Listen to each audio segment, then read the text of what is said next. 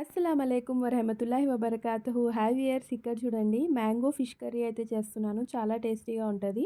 ఒక 4 spoons oil అయితే ప్యాన్లో తీసుకొని అందులో కొంచెం ఒక హాఫ్ స్పూన్ జీలకర్ర, 2 మీడియం సైజ్ ఆనియన్స్, 2 పచ్చిమిర్చి అయితే యాడ్ చేసి పైనుంచి సరిపడా మనం సాల్ట్ అయితే స్ప్రింకిల్ చేసుకొని ఇది మంచిగా ఫ్రై అవ్వనివ్వండి. ఎక్కువ గోల్డెన్ కలర్లో ఫ్రై అవ్వకలేదు, జస్ట్ పింకిష్గా 40% ఆనియన్స్ కుక్ అయితే సరిపోతుంది. నేను ఇక్కడ కొర్మెన్ ఫిష్ తీసుకున్నానండి. దాన్ని మంచిగా వాష్ చేసి ఉప్పు, కారం, పసుపు పెట్టి మ్యాగ్నేషన్ చేసి అయితే సైడ్లో పెట్టిన ఫిష్ ఉందండి. ఇక్కడ ఒక హాఫ్ అన్ అవర్ బిఫోర్ ఆ ప్రాసెస్ చేసి పెట్టాను. ఇప్పుడు చూడండి ఇక్కడ ఆనియన్స్ అనేవి మంచిగా మగ్గినాయి. ఇందులో ఒక స్పూన్ అల్లం వెల్లుల్లి పేస్ట్ అనేది యాడ్ చేశాను. యాడ్ చేసి మంచిగా మిక్సప్ చేయండి. ఇంకా ఇందులో కొబ్బరి, గసగసాలు అవి ఏమీ యాడ్ చేయలేదండి. జస్ట్ అల్లం వెల్లుల్లి పేస్ట్ ఒక్కటే యాడ్ చేశాను.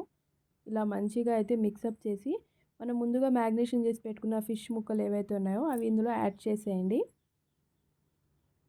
నేను ఇక్కడ చింతపండు ఏమి యాడ్ చేయట్లేదండి. కొంతమంది మామిడికాయ వేసి చింతపండు కూడా యాడ్ చేస్తారు.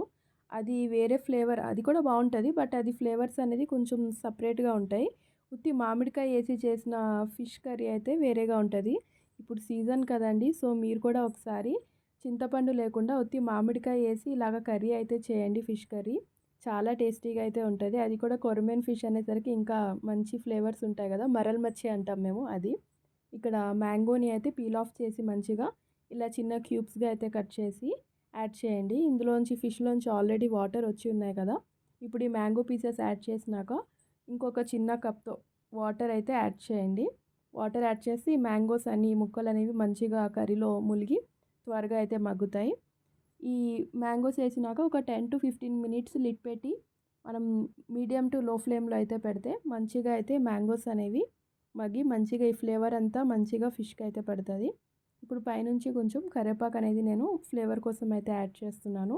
మీరు కావాలనుకుంటే కొత్తిమీరనే యాడ్ చేయొచ్చు. పైనుంచి ధనియా పౌడర్ యాడ్ చేశానండి ఫ్లేవర్ కోసం. ఇంకా ఎటువంటి మసాలాలు అయితే నేను యాడ్ చేయలేదండి. ఇప్పుడు కాసేపట్లో ఆయిల్ అనేది సపరేట్ అవుతుంది. ఇలాగా మనం స్పూన్ యాడ్ చేయకుండా మనం ఇలాగ ఒకసారి మిక్సప్ చేసి ఇలాగా డిష్ని కొంచెం ఇట్లా పట్టుకొని తిప్పి ఆయిల్ అనేది సపరేట్ అవుతున్నప్పుడు మనమైతే లిడ్ పెట్టి ఒక 5 మినిట్స్లో స్టవ్ అయితే ఆఫ్ చేసుకోండి. ఎంతో టేస్టీ అయిన మ్యాంగో ఫిష్ కర్రీ అయితే రెడీ అయిపోయింది. మీరు ఒకసారి ట్రై చేసి ఎలా వచ్చింది అనేది